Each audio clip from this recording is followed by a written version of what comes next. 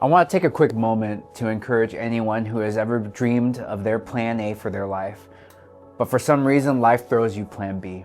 When I was 18 years old, I started getting this feeling, this call that God was calling me into a church ministry. And for the next 16 years, I spent my entire career in youth and family ministries in a local church. And I thought that where God was going to be leading me was to lead a church of my own. And so I took this incredible leap at an opportunity that I thought was going to be awesome. I jumped into that opportunity to lead that church, but 4 months in, I felt like things weren't working right, and so I took another leap and I quit my job.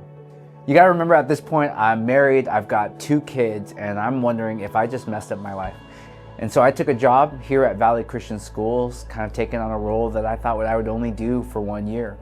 But I had no idea that what God would do during that season, which I felt like I was living out plan B, that God was doing some incredible work in me and through me.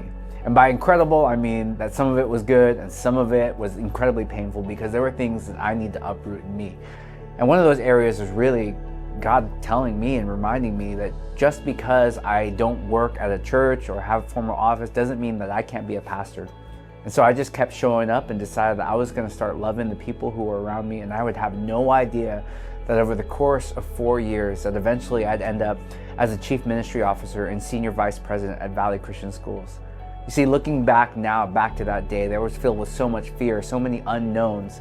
But today I can say with confidence that this is exactly where God wanted me to be.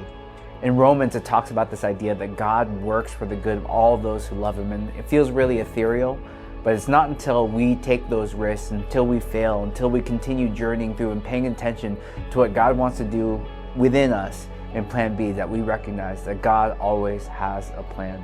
And so my encouragement for each and every single one of you, whether you're living out plan A or you're living in plan B, don't waste the moment, but allow God to continue doing the work that He wants to form in you, and He will lead you towards where He's calling you to be.